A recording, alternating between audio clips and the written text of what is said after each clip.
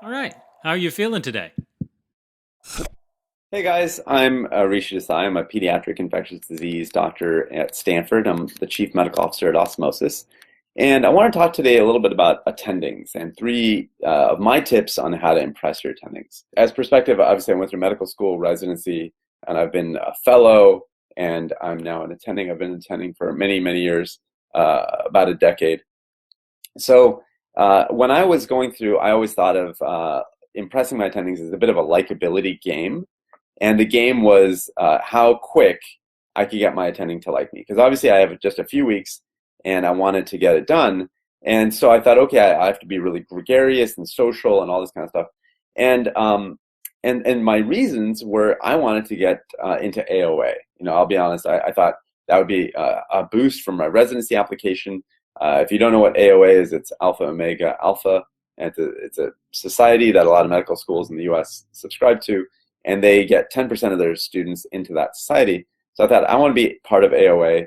And actually, in reviewing for this video, I was actually doing a little bit of reading, and it turns out that AOA has changed over the years in terms of like who goes into it.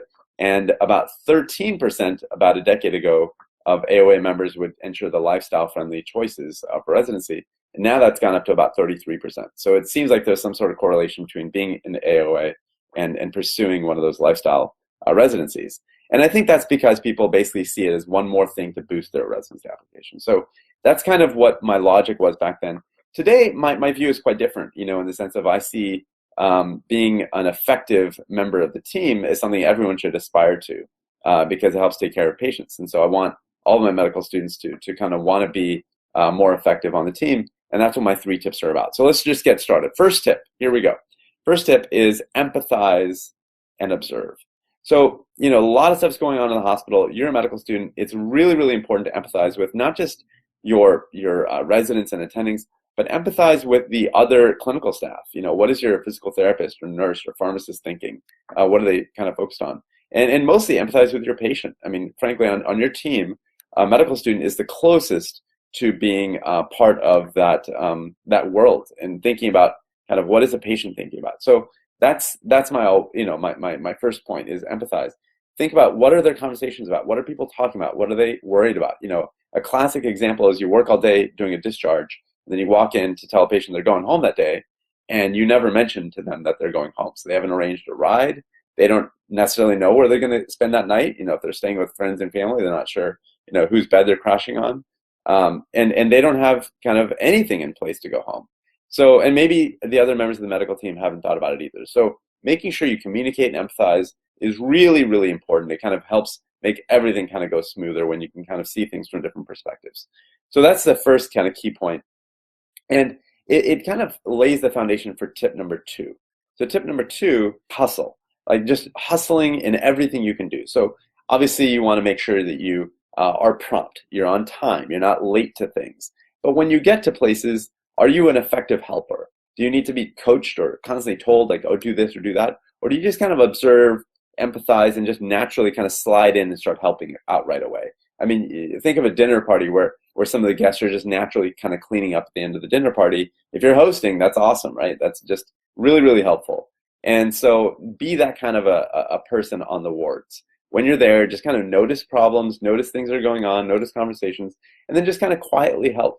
Don't have to make yourself really known about it, or people will notice themselves. And it's always better if people just kind of notice you rather than you kind of flaunting all the wonderful things that you're doing. I think the thing that people freak out about is, oh, I don't know what to say. I don't always have the answer for everything. What if I get pimped?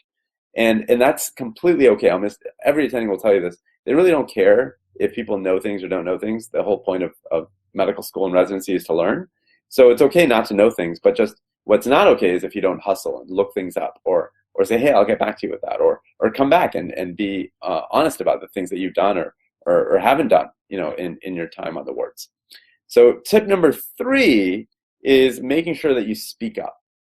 And this is the hardest thing, like making sure that when you do speak, so you've already observed and empathized, you've already kind of hustled and maybe done some background reading or work, but when you're about to speak up, make sure what you're saying is relevant. Like the last thing people want to do is kind of waste their time. And so when a medical student of mine or a resident of mine speaks up, I really think, okay, I hope what you're about to say is really relevant. It's not off point. You're not talking about a case that that we're not talking about right now, or some issue that's tangential to the kind of core issue. So making sure that what you say and how you say it is really, really specific. So for example, let's say I'm presenting a case. You could say, well, I've got this 6-year-old girl. She's got conjunctivitis. She's got a red kind of chapped lips, a really bright red tongue. She's got a big lymph node down here. She's got a bit of a rash and kind of swollen fingers. What is that case about?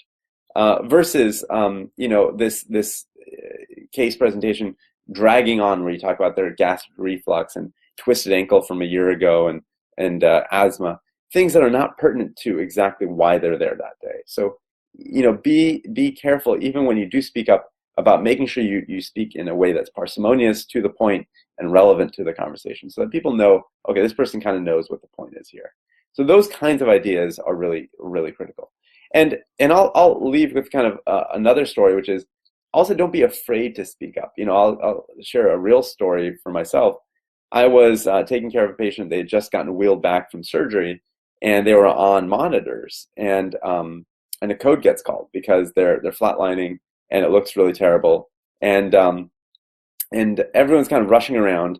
And I noticed, as a medical student, I noticed that their monitors were not plugged in. Like, literally, the plug was just not in. It was out. And I didn't say anything because I thought, oh, I'm just a med student. I don't want to.